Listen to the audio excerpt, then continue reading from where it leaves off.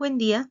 Vamos a continuar con el repaso de Poisson no homogéneo que quedó incompleto en el video anterior. Ofrezco de antemano una disculpa por ello. Vamos a pasar al ejemplo que fue donde se quedó el video pasado.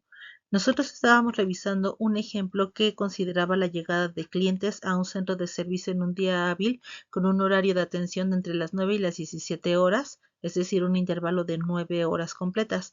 Se estima que la tasa de llegada no es homogénea, en consecuencia, se va a modelar como un proceso Poisson no homogéneo con una función de intensidad lambda de t. En este caso, nuestra función de intensidad lambda de t está determinada por la función que tenemos aquí abajo descrita en tres intervalos de tiempo. De 0 a 2 horas, es decir, del horario de las 9 a las 11, se esperan 10 clientes. De las 10 a, de las 2 a las 4, es decir, de las 11 a las 13 horas, tenemos una función de intensidad que es 10 más 5 que multiplica a t menos 2. Y por último, en el intervalo que va de 4 a 8, es decir, de 1 de la tarde a las 5, tenemos una tasa de llegada de 20 clientes. Bien, continuando con este ejemplo, lo primero que tenemos que hacer es calcular la integral de lambda de t para el primer intervalo para estimar la función media acumulada, que es de 20, es decir, se esperan 20 clientes en el primer intervalo. En el segundo intervalo se esperarían 50 y por último, en el tercer intervalo se esperarían 130 personas, nuevamente integrando la función de intensidad para cada uno de estos intervalos dentro de sus límites. Bien, continuando con esta idea, nosotros vamos directamente a calcular la probabilidad de que lleguen exactamente 15 clientes entre las 10 y las 12. Lo primero que vamos a identificar es el intervalo. El intervalo está entre 1 a 3 horas del modelo. Eso quiere decir que abarca el primer tramo o una parte del primer tramo en T1 y el T3 está ubicado en el segundo tramo. En consecuencia, para poder estimar el intervalo y la media esperada, nosotros vamos a calcular lambda de 1 con las características del primer intervalo y lambda de 3 con las características del segundo para estimar la media esperada en el intervalo, que es de 22.5 clientes.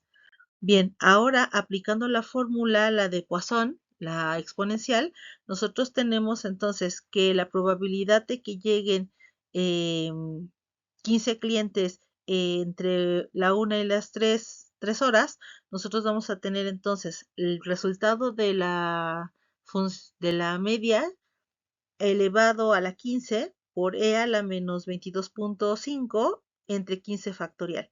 Entonces, como es un resultado que es exactamente 15, el resultado que nos arroja esta fórmula es tal cual el que vamos a tomar como probabilidad, que en este caso es de 3.81%.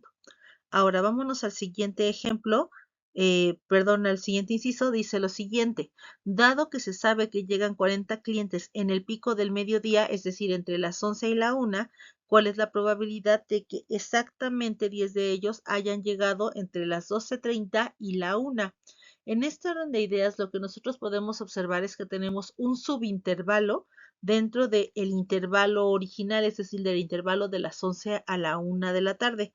En consecuencia, hay que calcular el subintervalo de interés, que es el que corresponde de 3.5 a 4 horas transcurridas del tiempo de servicio de este centro de atención. Entonces, en ese orden de ideas, calculamos la media del intervalo principal, que es el que va de 2 a 4, que es 50 menos 20 igual a 30, la media del subintervalo, que es 4 menos 3.5, y calculamos 3.5 utilizando la fórmula del segundo plano, porque finalmente este 3.5 cae dentro del intervalo que va de 2 a 4. En consecuencia, vamos a utilizar el segundo momento de la función original. Y en ese orden de ideas, nosotros vamos a tener una media del subintervalo de 9.37.